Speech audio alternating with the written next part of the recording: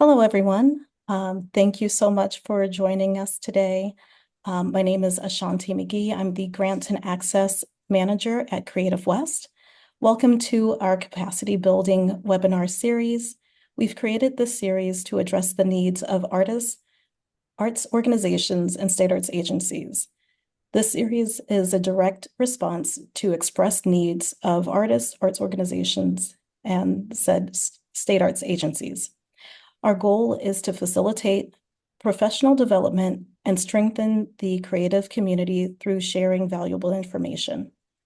Before we begin, I would like to share Creative West's preamble, shared commitments, and our Zoom.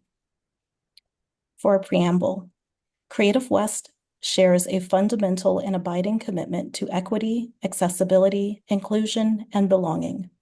We recognize and greatly appreciate the extraordinary contributions of our team and the impact we seek to have in communities in the West and beyond.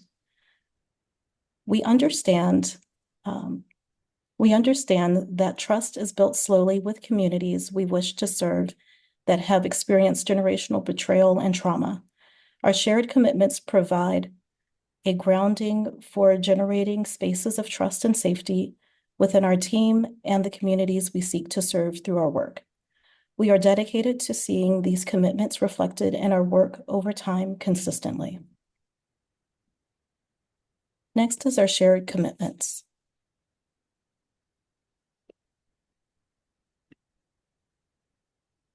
We value humility, learning from our mistakes, and asking questions to gain deeper understanding.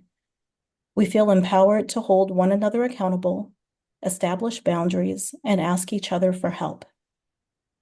We lean into discomfort by facing challenges and conflict with openness and grace.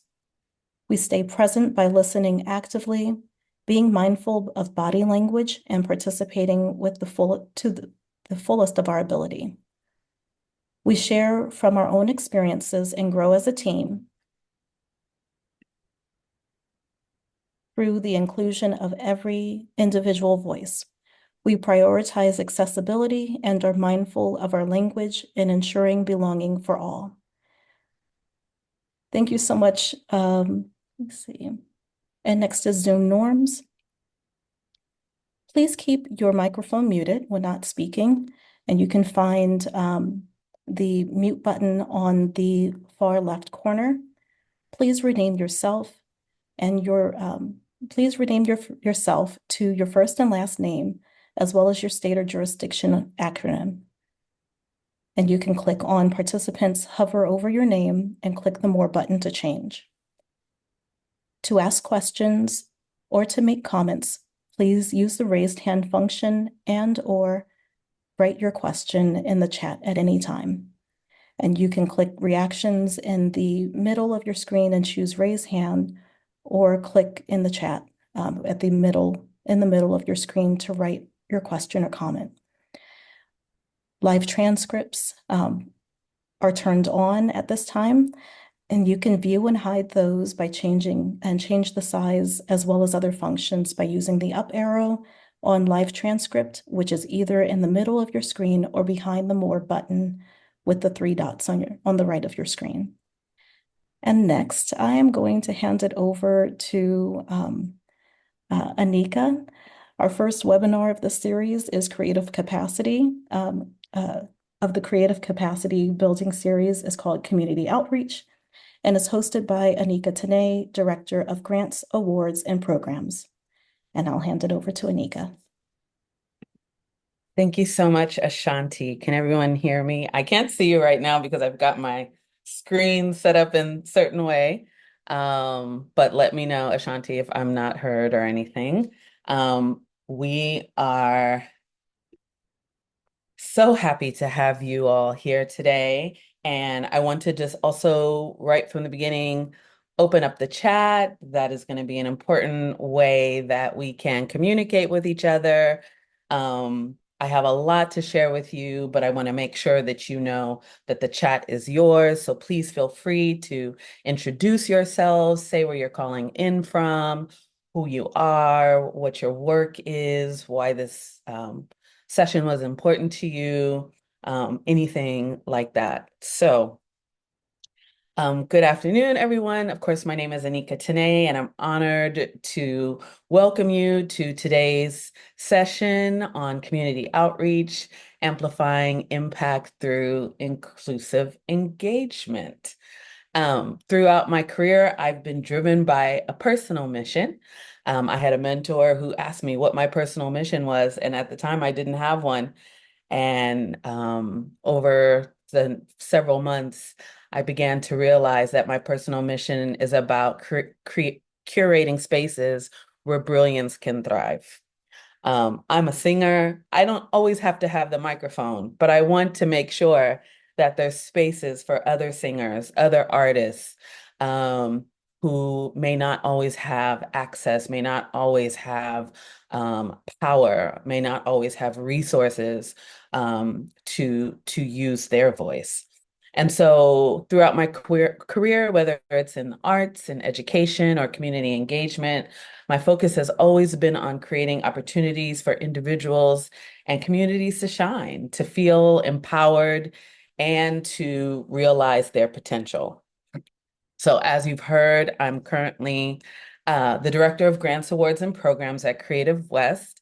I've seen some of the folks that registered, lots of friends, lots of grantees, fellows, from our various programs and friends of Creative West. Thank you for being here. And so in this capacity, I lead initiatives that break down barriers and foster equity across diverse regions, whether it's urban neighborhoods, rural areas, island communities. Our work is about designing programs that reflect the unique needs of communities and emphasize collaboration and inclusion at every step.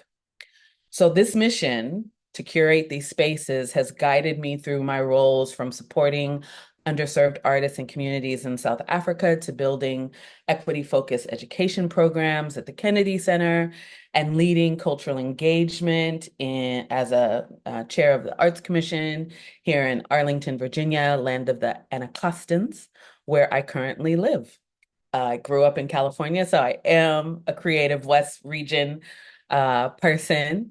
But I believe deeply in the transformative power of outreach when it's done thoughtfully and inclusively. That's the caveat, and that's what we'll talk about further today. And it's all about creating connections, amplifying voices, and sparking meaningful change. This webinar is an extension of that belief. Together, we'll explore practical strategies for building trust-based relationships. I think if nothing else, we need to think about trust first. Um, and creating impactful programs and creating spaces where both you and the communities you serve can thrive. So I'm thrilled to share this journey with you today. I hope it's the beginning. Um, you can always find out how to reach me through our website. I'll share my um, email address in the chat. Always here and always ready to have conversation. And I look forward to learning from each of you as we move through this session. So let's dive in. So let's first take a quick look at the agenda. And you will get these resources. You'll get the slide deck. I know that's always the question that we have. And so you'll get all of these after this session. So I've already introduced myself, so yay, and I hope that you all are introducing yourselves in the chat. Um, and so next, we are going to dive into understanding community outreach. We'll define what it actually is and why it's vital. We will, after that, explore the key elements of effective outreach, including how to identify community needs, build that trust, and co-create with our communities. From there, we'll look at it says best practices. I like to use the word promising practices. I'll probably change that. Promising practices from some case studies through some work that some of you all are familiar with, like our Tour West program. And so we'll be looking at some case studies from our lens as a service organization. But you all are largely performing arts focused, and so we'll give some examples in that space. And you'll have time to do that when we have our interactive time, where you'll work in small groups, very small groups, about 4 people, and you'll engage in designing an outreach plan. So you'll have that tool, and it's a chance to apply some of the things that I'm going to share with you today and to kind of get feedback from peers, to meet a couple of people that hopefully you can keep in touch with. We'll also tackle some obstacles that are common in the work, by looking at how we can overcome challenges. And then we'll have Q&A, just because of it's a long time, an hour and a half, but it's also pretty short. So we'll try to keep the Q&A later. We'll have a break a little bit later on as well, just to kind of transition ourselves. And so when we do the Q&A, I'll kind of recap the takeaways from today. And again, you'll have the slide deck. I have a number of resources on the slide deck, including a glossary of all the terms that I'm going to be using today. The session is recorded, and I know that Ashanti will be making that available to you all. Okay, so let's dive into understanding community outreach. So let's begin by understanding the purpose of the session and why community outreach is vital. At its core, this workshop is about equipping you with tools and strategies to build those meaningful, trust-based relationships with the communities you serve. These relationships are foundational for effective outreach, fostering inclusion, sustainability, and access to resources. So what is community outreach? There could be a lot of definitions. These are 2 words that have their own definitions. Now we're bringing them together. So to level set, this is the definition on the screen that I am using. And so community outreach, it's more than just communication. It's more than engagement. It's more than butts in seats, is just a term we, tend to use in terms of community development and community engagement in performing arts. But outreach is the process of creating trust-based connections with diverse communities to foster inclusion. It's where we actively listen to the needs of communities, collaborate on solutions, and ensure that everyone feels empowered and valued. Why does this matter? Outreach is especially critical for underserved communities, those who might face systemic barriers to access or representation in the work. And when we engage intentionally, we help to dismantle those barriers and create opportunities for inclusion. So in the arts ecosystem, outreach not only strengthens the community ties, but also ensures that diverse voices and perspectives are celebrated and supported. Outreach is also a key driver of the E word. And I know I can't not mention that we live in very politically charged times. And so outreach is a key driver of equity. Equity is not a bad word, but I do know in some spaces that word is decreasingly being allowed to be used. And I want to acknowledge that. But do know that is a word that we deeply engage with and believe in at Creative West. So by meeting communities where they are and co-creating solutions that align with their needs, we create spaces that everyone has the chance not to just survive, but to thrive. This isn't just beneficial for individual communities, but it enriches the whole cultural landscape, allowing art and creativity to flourish in ways that are reflective of all our stories. Dr. Jackson, chair of the National Endowment for the Arts, talks about artful lives, that everyone has access to that, right? As we move forward, we'll explore practical strategies and real-world examples of how to make outreach intentional, impactful, and inclusive. Let's build relationships that truly make a difference. So let's look at some key elements of effective outreach. And after I go through those, you're going to have a chance to, and I want to tee you up to think about who are your people. As you're listening to me, think about who are your people. And it may not be specific names, it might be institutions, organizations, groups that you work with or want to work with. Who are your people? So let's dive into some of the key elements of effective community outreach. These elements form the foundation to building those meaningful, lasting, impactful relationships. The first is identifying your community. Who are your people? This is where we largely use techniques like community mapping. If we were together in person, we might draw maps, we might have big post-it pages where you could draw and really brainstorm like who is in my community, who is who. So community mapping is about understanding who makes up your community, what their needs and challenges are, and what resources already exist. It's a process of gathering that data, and whether it's through conversations, meeting people in coffee shops, or creating a survey, or doing demographic research, getting data from your city or from your town, from your region, from your state, to get a full picture of the people who you want to reach. Whatever way it goes, it's about knowing who's in our community, who are our potential people. So, for example, if you're in a rural area, you might uncover that lack of transportation is a significant barrier to arts engagement. We all know, working for a performing arts center, working at the Kennedy Center across the river here in DC in the past, it was all about getting those school buses. We needed the school buses to be able to come in to bring kids in for those shows, right? So important. Or in urban settings, community mapping might reveal opportunities to partners with schools or local organizations that have strong connections already to the community. And so this information allows you to tailor your outreach efforts to align with the real world needs and strengths of the community. Must be tailored. It's not a one size fits all. And then once you've identified your community, the next critical step is all about building that trust. Trust is at the heart of effective community outreach.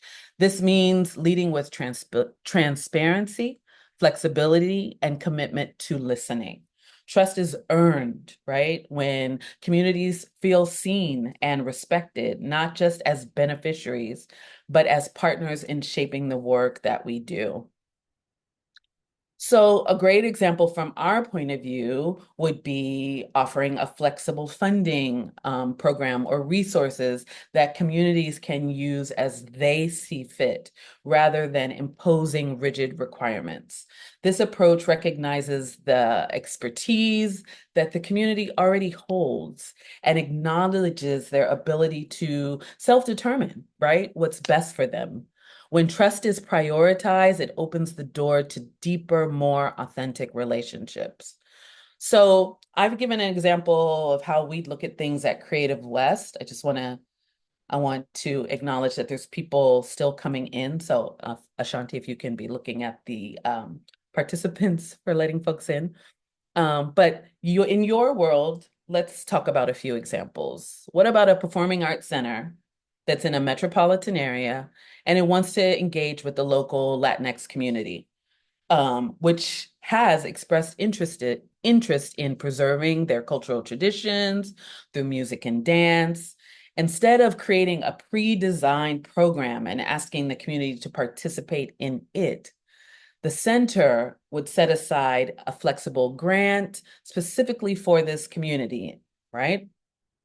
The center could then invite the Latinx community leaders, cultural organizations, artists to share their vision of how the funding could be used. And after open dialogue, the community decides to use the funds for a series of workshops or a traditional folklorico dance or mariachi music, culminating in a public performance at the center, right? So the key elements of this approach is there's no rigid requirements. There's recognizing the expertise that lives with the community, and it's that trust, right? What's the outcome? Not only does the community feel empowered, but the arts also strengthen, it's the art center also strengthens its reputation as a welcoming, inclusive space. Word will get out. When people speak about us, they will speak about, oh, we had this experience. I attended this show, and this is what happened there. I could really see how the community was not only engaged, but really owned the workshop, the process, whatever it is. So this flexible, trust-based approach creates a win-win for everyone. So another one, a performing arts organization wants to engage with a remote indigenous community in the Pacific Northwest to support the preservation of traditional storytelling and performance practices. Instead of creating a top-down program, the organization offers flexible funding to the community, again, with no strict requirements, asking only that the funds support local cultural initiatives, right? So, not strict requirements, but having this broad vision, having a broad objective or goal. That's how the organization comes in and shares, this is what we'd like to do broadly. How do you see that happening? And then the conversation, consultation with elders and community leaders. The community chooses to use the funds to host a series of storytelling gatherings. And these events allow elders to share traditional stories, songs with younger generations, while also training local youth to perform and document those practices. So the community also decides to use part of the funding to record the performances, creating an archive for preservation. So no prescriptive conditions, recognizing local expertise, prioritizing building relationships, right? So the result is that feeling of respect and empowerment to carry forward with cultural traditions, while the organization gains valuable insights into the things they didn't know about the community's heritage. And so this partnership fosters trust and ensures that the organization is seen as supportive, respectful, rather than imposing. It lays the groundwork for the future collaborations that the center might want to have. Once you've established a level of trust, it can grow.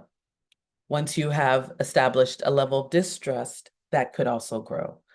So one last quick one. Let's say I'm trying to touch all of us. So the other one was a remote setting. The other one was a metropolitan area. What about a mid-sized city who wants to engage with the local deaf community to increase their participation in theater programs? Instead, again, of designing a one-size-fits-all outreach effort, the center can prioritize accessibility by collaborating directly with deaf community leaders to shape the program. Using using a flexible funding system, the center can allocate resources, right? Investment by hiring certified ASL interpreters for performances and workshops, providing closed captioning for digital content, such as marketing materials or recorded events, creating a pre-show ASL spotlight night where deaf performers can teach basic signs related to the production to attendees and making the experience more interactive.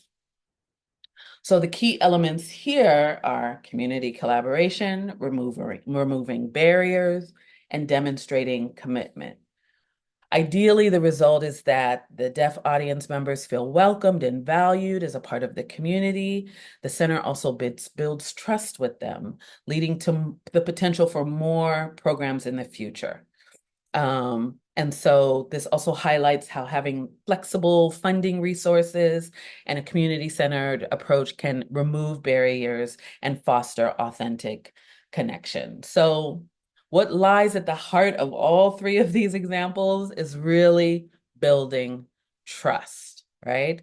It not only creates authentic relationships, but it also paves the way for long-term partnerships and meaningful cultural impact. Thing is about relationships, we know from personal to professional ones, they take time. And so when we take the time to cultivate them, when we move at the speed of trust, the long-term impact is that much greater. So I just spent a lot of time on trust, trust, trust, trust. So the last one here is collaborative and co-creative approaches. And you saw some of those in in these examples. So co-creation is a powerful way to enhance the responsiveness of your outreach efforts. Its process involves three stages. So there's community input, feedback, implementation. In the input stage, you actively listen. You don't show up to talk, you show up to listen.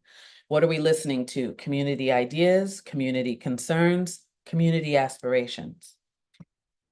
In the feedback stage, which is the next step, you refine plans with the community's insights, ensuring voices shape the direction. Now, don't worry, I'm giving you a lot. I know you're going to get a tool, an outreach plan that's going to have all of these kind of questions and thoughts that you need to ponder to get to the various stages. So you're going to get all of this. Um, and so you're going to ensure through that feedback stage that your community's insights and voices shape the direction of the work. And then if the input was right, if the feedback was right, the implementation stage should be gravy because we're on the same page. You work side by side with the community to bring the ideas to life. So co-creation shifts the dynamic from we're doing this for you to we are doing this with you, right? It ensures that your outreach is truly effective, truly reflective of the community's needs and goals, rather than being one size fits all. Um, for example, in a recent Creative West initiative, co-creation meant inviting local artists and cultural leaders to the planning table early on. It's not bringing people, sometimes we feel we have to bring people in later because we don't have all of our ducks in a row, or we want to make sure everything looks the part. But sometimes we need to just show people our warts and all and let them, and that's a part of the transparency, right? So the input when we bring people to the table earlier helps not to just shape the programming, but also the logistics, so that the initiative can have the greatest impact. So together, these three elements, identifying your community, building trust, and embracing co-creation, can really lay the foundation for outreach that is not only effective, but transformative. As we move into the next section, think about how these principles, and I hope you're doing that. How does this relate to my work? Um, how can they apply to my own work? Who is my community? How can I build trust? And how can I invite people to co-create solutions with me? So let's take a minute to I reflect on your community. I told you at the top of this section. Um, who are you? Who's your community and the partnerships that can strengthen your outreach? So I'm pulling this up. And then if we can just share in the chat, you are going to receive, if Ashanti, if you can put that link in the chat. We're going to be thinking about um, who makes up our community. Think about the organizations or groups that you currently work with or those you need to work with. And then name three institutions. You're going to get an opportunity to enter three words. So name three institutions or organizations or groups that align with your outreach goals. This exercise will help us identify potential partnerships and opportunities to expand your program in impact. So I'm going to give you a second to think about that, and I want to make sure that you have access to the Mentimeter. So I'm going to stop sharing screen for 1 second.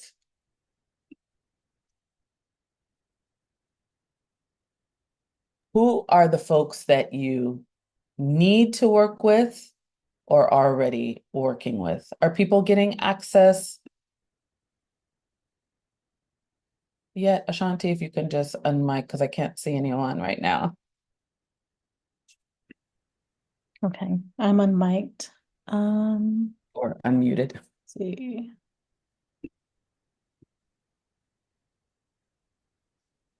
Yes, I see people adding in. All right. So I'm gonna go back and present. Keep putting those words in, and we're gonna see them coming up on the screen so we all can benefit. All right. So another 30 seconds. Great.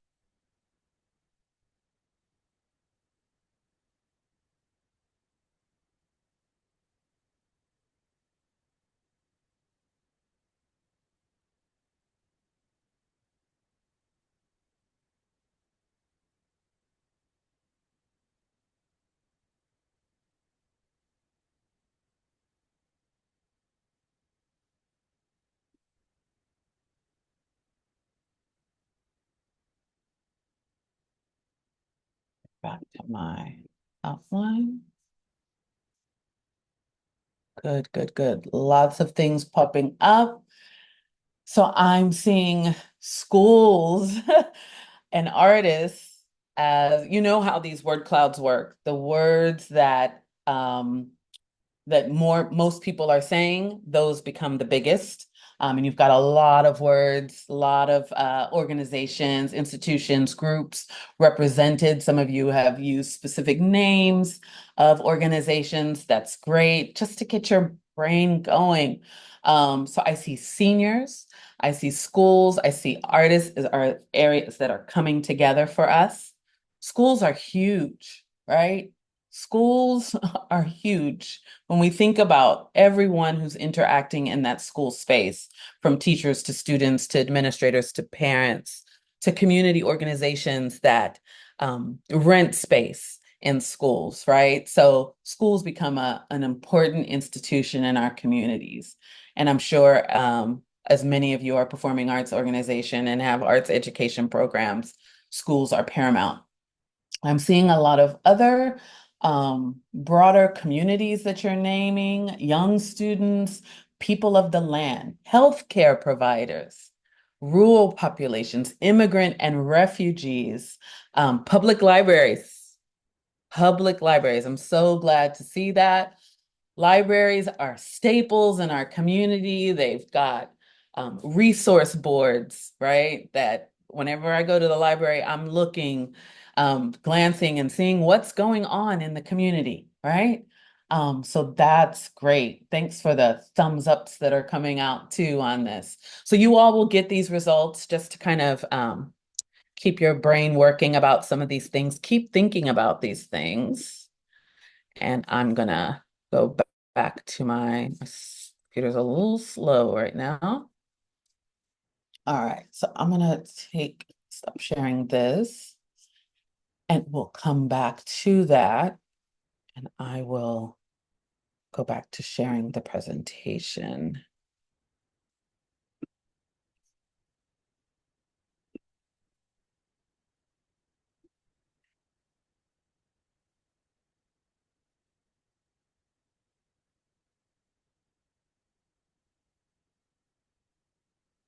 All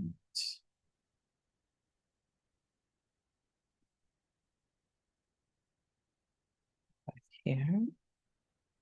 Sorry about this. Lots of clicking has to be done. There we go.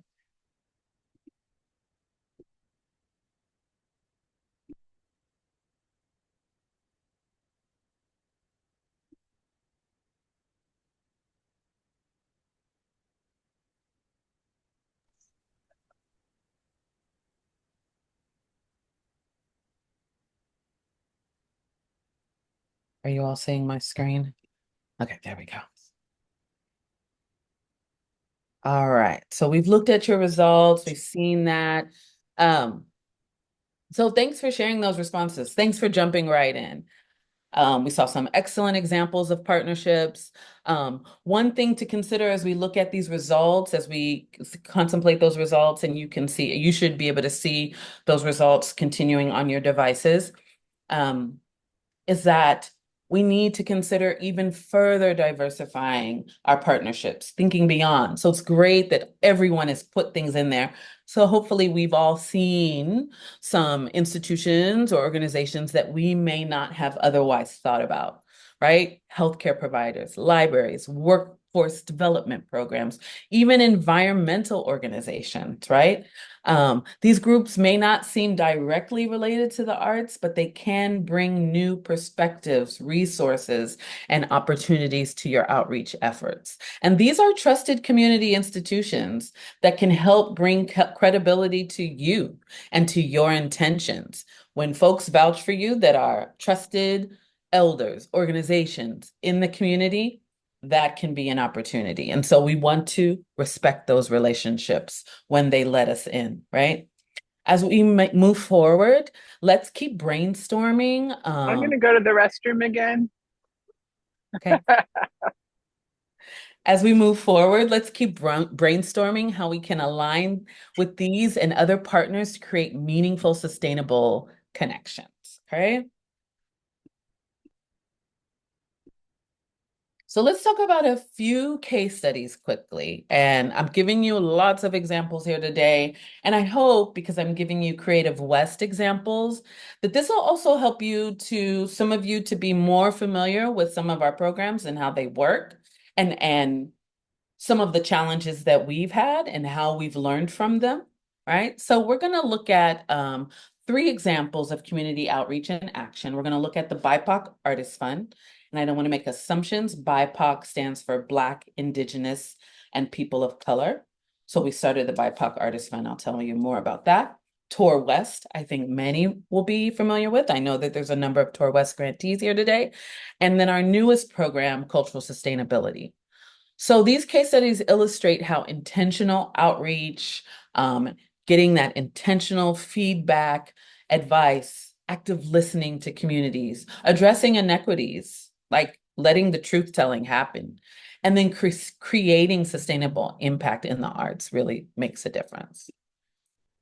So we'll start with BIPOC Artist Fund. And so BIPOC Artist Fund has been running as a pilot. We'll, in the spring, be starting our third cycle of this 3-year pilot. It exemplifies what we call liberatory funding. It provides no strings attached funding to BIPOC artists who use their creativity to make a difference in their communities. So we designed this program. If you think back to the example earlier where I said, we have an idea for a program. We want to work with artists that are deeply moving with community. That's our broad requirement. We're not going to tell them how to work with community, but when they apply for programs, we should see that deep connection to community shining through in their application, right? So let me not get ahead of myself. So the key elements of this fund are artist-centered design. And so that means that BIPOC artists were involved in designing the fund, right?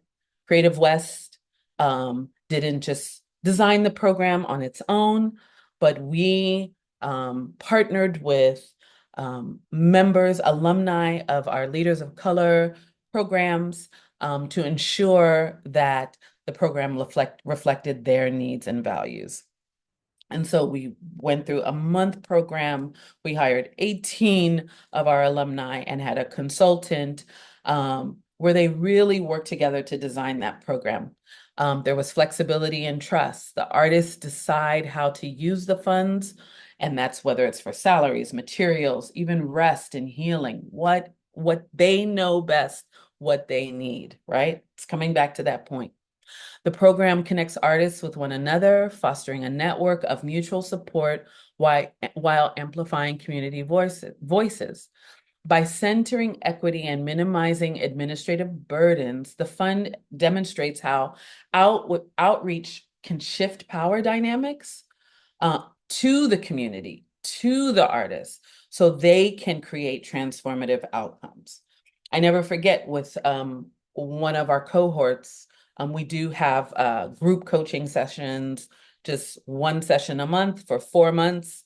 And that's the only kind of obligation. There's no reports, there's no, but at the first session, people just started sharing what they were using the funds for.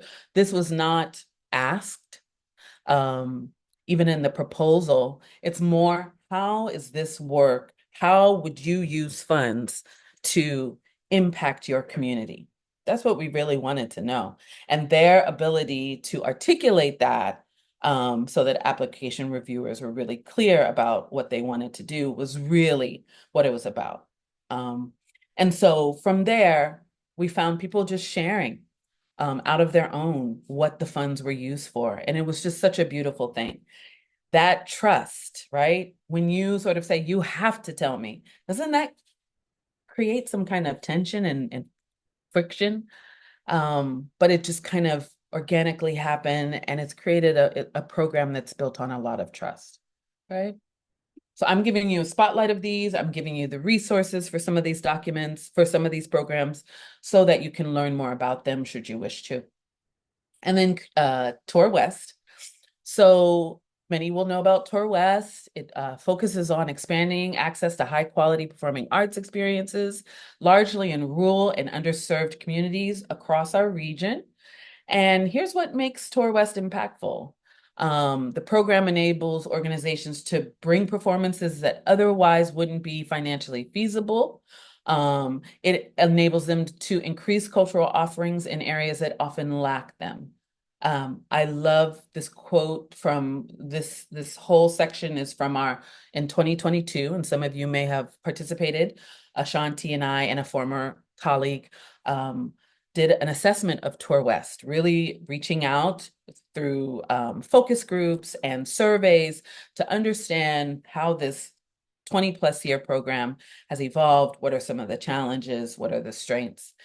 And this was a quote from one of those sessions at the bottom of the screen. And there were others that were so impactful. To think that this program, which is not a hugely resourced program, but one grantee feels that it's the single most important factor in bringing quality live performance art to our rural community. It makes the difference, right? By funding regional touring, Tour West allows presenters to adapt performances to reflect their community's needs and interests. And those are the things that we ask them about in their application.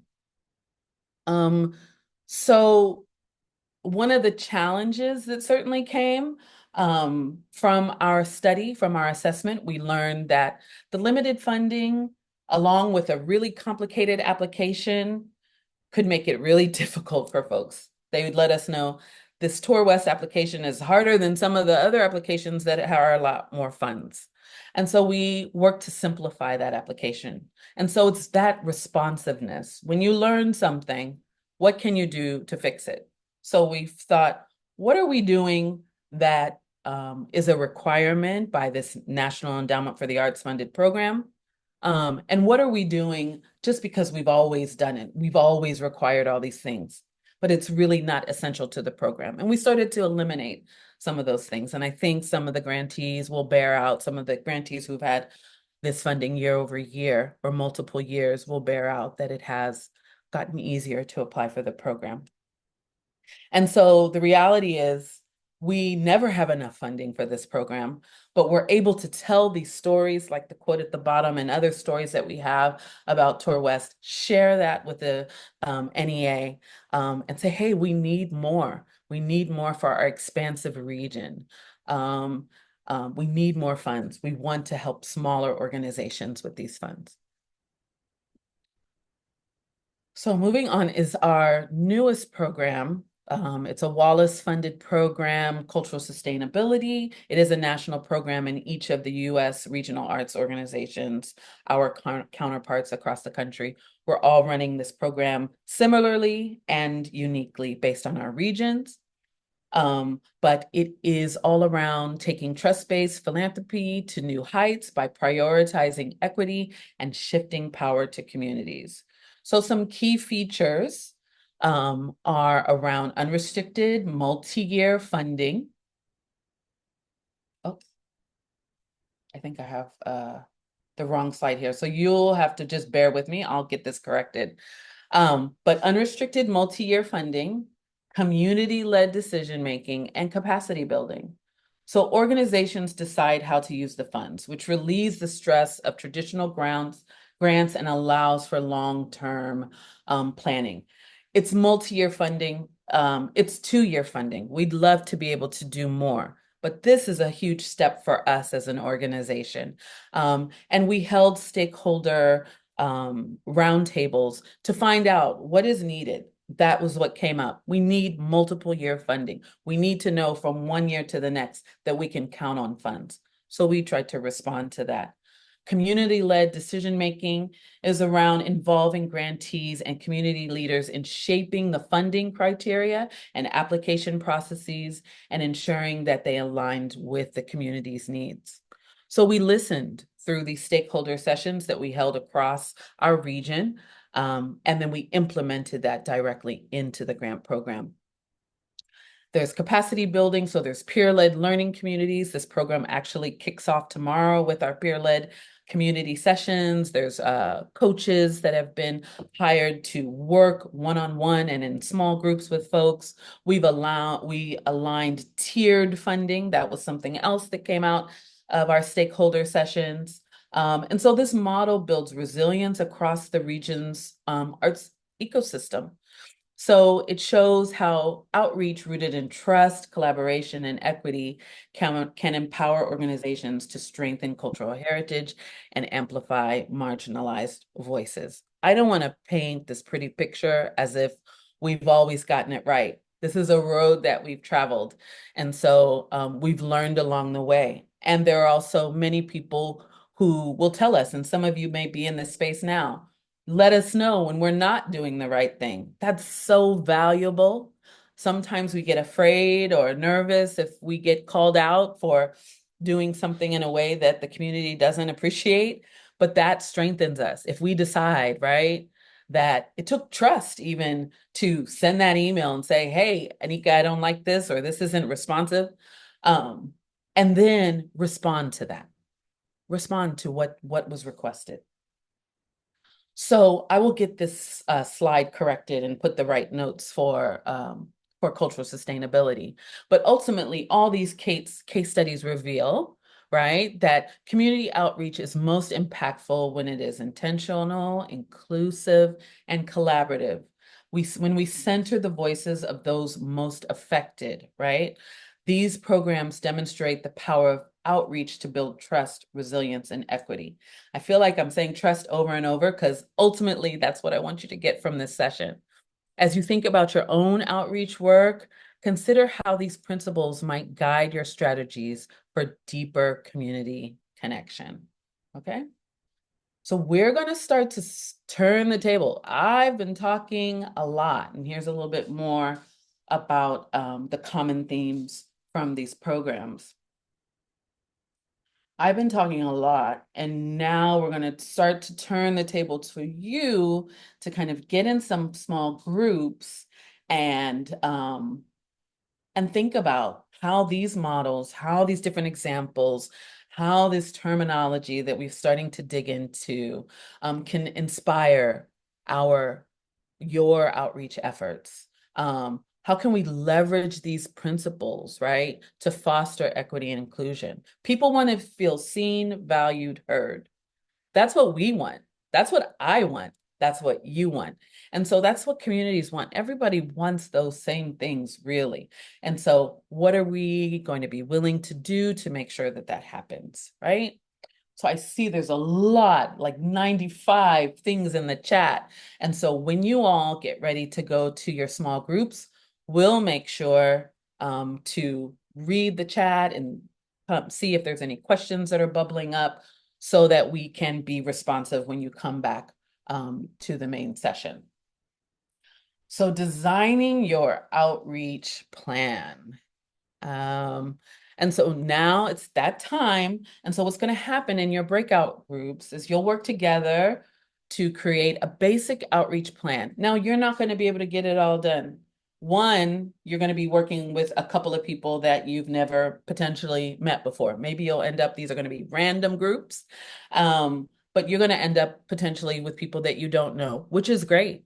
And you really, right, should kind of do this outreach plan with your team. And I know some of you are a team of one. And so when we go back, when we think about those word clouds, who is my community? Who could I build this with? What volunteers do I have? And so on. So I'm going to ask if we can drop this outreach plan template in the chat. And I can do it too. So everyone should have access to that. And so I'm going to talk a little bit more, but I want you to be able to look at it at the same time. So this is a simple tool that breaks the process into clear steps in terms of creating an outreach plan. So this is what you're going to do for your session. So we're going to be thinking about target audience, key messages, engagement strategy, and sustainability plan. It's one thing to do like a big splash of a thing. Wow, we did that. Is it sustainable? Is it going to last? So sustainability always has to be a thought, right? So first, we're going to think about outreach. We're going to think about reach, target audience. Be specific as possible. Are you reaching out to young people in rural areas, maybe families in urban neighborhoods, or perhaps Indigenous elders or other underserved groups? Ask yourselves, what are their unique needs or challenges? Why is it important for you to connect to them? This step is about understanding who your community is and why they matter, right? Then you have your key message. Define what you want to say to them. And it doesn't need to be perfect, right? It needs to be authentic. What's the main purpose of your outreach? Be transparent. Are you trying to build awareness? Do you want them to come to shows? Like, be honest about that. Spark a conversation. Think about what message will truly resonate with this group. Make it meaningful and relevant to their needs and aspirations. Then it's your engagement strategy. How? How will you connect with your audience? What methods will you use? Will you host community events? Will you partner with local schools, libraries? Will you use social media? What is the role of social media for you? Consider accessibility. Will your outreach be easy for people to engage with? Are there barriers like language, location, or technology that you need to address? We, as the institutions, we need to address those barriers. This step is about finding the best way to reach your community and making it as easy as possible for them to connect with you. Then the sustainability plan, it's really about how you'll make your outreach last. Building relationships takes time. How are we going to maintain them? Will you create ongoing partnerships? Will you gather feedback from the community regularly? With the culture sustainability program that I just spoke about, our newest program, we're having an advisory council who we are accountable to, that we'll meet with periodically to update them, give them reports where they can ask us questions. We are accountable. And in that, we're having a regular, consistent connection to community through the program. Is there a mentorship component to your outreach? Also think about what resources you'll need, like money, like staff, like time. Ask yourself, how will I know my outreach is successful? How will I know? What will success look like for your group and your community? So this is where we need to like envision some things, right? So this is going to be a quick, because the main thing is you have this tool and I want you to just have some time to get sensitized to it. We don't have a ton of time, but I want to make sure, yeah, that you get about 15, 20 minutes in a group, that you get a note taker who's just going to take some notes of what you've said, the things that you touched on. You can take a number of approaches. You can decide as a group, we're going to focus on target audience. We're going to focus on key message, or we're going to just touch on a little bit from each one. There's no wrong answer here. It's more about sensitizing, listening to other people, strategies that they've employed, even share things that didn't work and what you learned from them. That's so valuable, right? And then when we come back, then I'll just voluntold a couple of people, unless there's actual volunteers, to just open mic and share in 1 to 2 minutes what you talked about. Just a quick, I'll just probably call on two groups or so to just give us a quick feedback, okay? So Ashanti is going to start to prepare the breakout rooms. You're just going to be about 4 people in a room, really small. I know there's a lot of us here, but really small so that everybody can interact. And we will, yeah, we'll come back. See how much left that I want to do. Yeah, let's give it 20 minutes. And then we'll come back and we'll wrap up quickly and hear a little bit from all of you. All right. Thanks so much, you all. And thank you for your patience. Hopefully you got a few minutes to just kind of get sensitized to the outreach plan and how you can use it. I hope that you use it. Please reach out to me and tell me that you used it. And even maybe you shared some other things with each other that you already use. But yeah, I'd love to. Is there someone who wants to use the raised hand function and just give us a little feedback? We will acknowledge you with the raised hand function, and then you can unmute and let us know just any takeaways from your short time together. Anyone quick?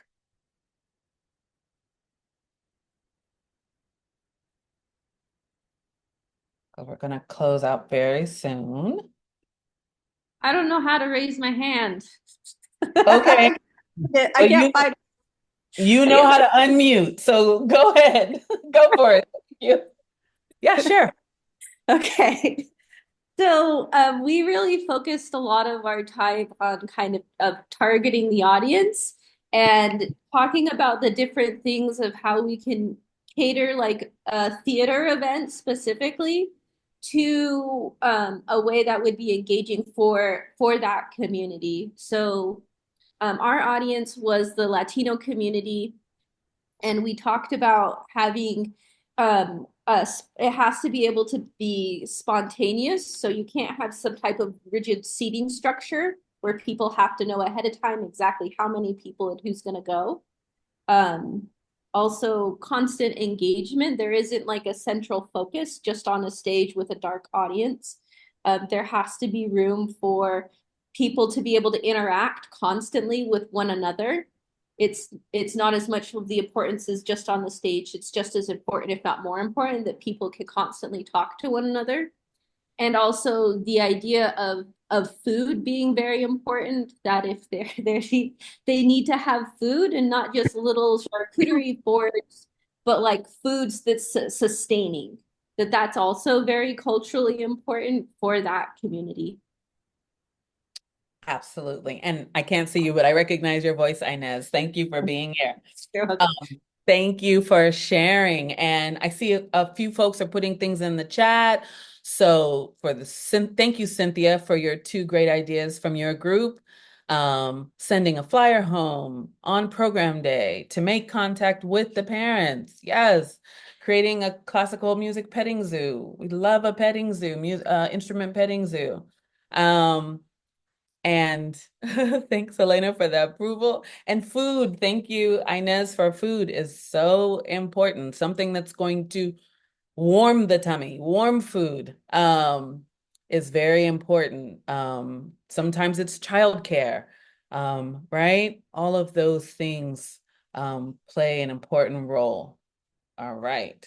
So just for the sake of time, I'm just going, oh, Lee, I did see your hand. Do you want to quickly share something? Oh, I'll keep it very short. We were talking about the complexities of engaging with local tribes in the area, and coming from Los Angeles, I'm aware of, there's a lot of politics between tribes, and that there's a great importance to dedicate a lot of research to cultural competency to understand those histories and those generations, to see if there's a way to accommodate, and if possible, hiring the community as consultant. Yes, hiring the community as consultant. Wonderful. Thanks for that. And if anybody else, while we have these last few minutes, while I'll be talking, if you want to share in the chat, that'd be great. Let us share from one another. We could go on for hours with this, right? And it's so important. So thank you. Thank you so much for sharing. A few reminders is just that, again, it's not a one size fits all. There are some themes, like we said, food makes a difference, things like childcare, things like transportation. But we could assume those things, but are those really the key needs are they a key barrier? Did we find that out, right? Let's talk, let's actively listen and hear what the community is saying. We want to collaborate, right, with local organizations, with leaders, with our own teams, and then being open to learning. Outreach is a dynamic process, so we're going to learn. We're going to make mistakes. It's okay. It's okay. We can fail forward. And so I want you to keep using this guide, using this template as a resource. I hope it's useful for you. Again, outreach is not just about connecting with communities. It's about building trust, fostering inclusion, and that sustainable, lasting impact. Thank you again, y'all, for taking those few moments with each other. I just want to give a nod to some realities of challenges that exist, some barriers, right? One major barrier can be geographic isolation. We in the Creative West region, we are expansive. We have rural communities, we have island communities, we have water and mountains that are landmarks and distance and so on. And so reaching these areas requires creativity, like leveraging digital tools, expanding access, or partnering again with local organizations that already have a presence. Lack of resources is a real thing, and that could be funding, that could be time, that could be staff. But what does it look like to build strategic partnerships, right? Collaborating with schools, libraries, organizations that can share that load with you, and that transparency to say, hey, we don't have this, but we have this, right? Coming back to those trust issues, it's that conversation. It's remembering, particularly we use Zoom, we have phone calls, we do all these things where we're not together in a room, we not always able to see body language.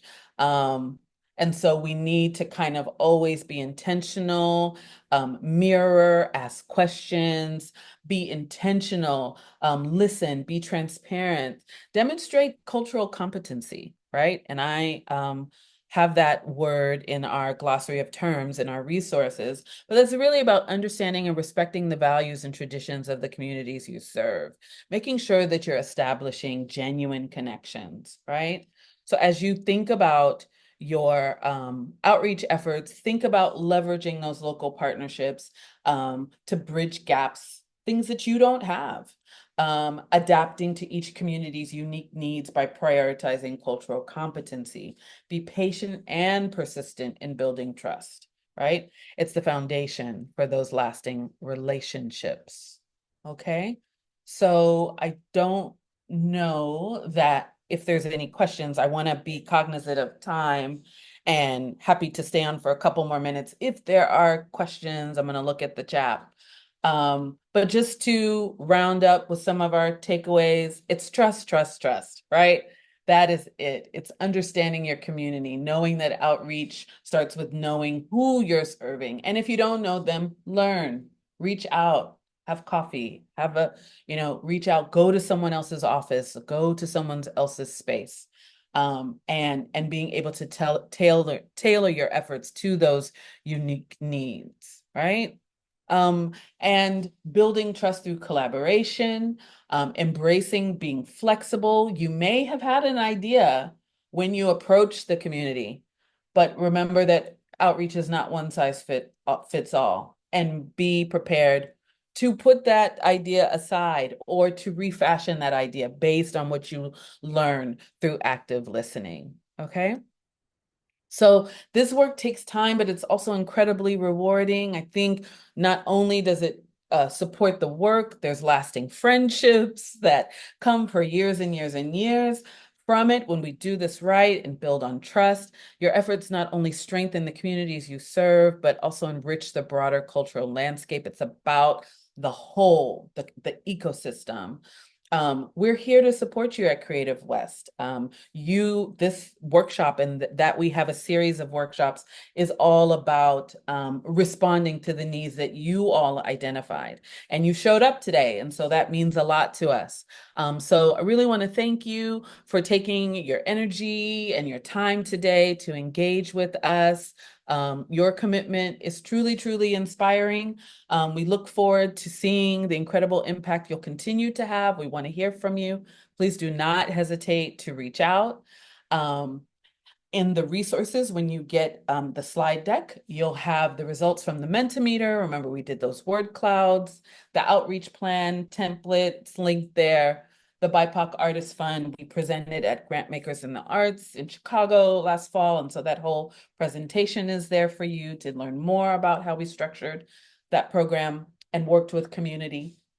The Tour West assessment from a couple of years ago, that report is there.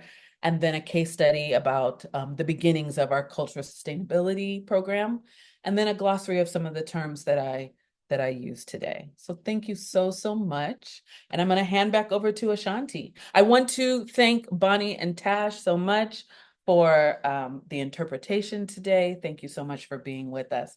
And over to you, Ashanti.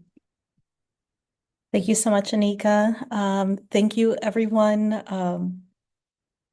And I would also like to thank our incredible interpreters, Tosh Terry and Bonnie Chauncey Riggs, for interpreting our first webinar.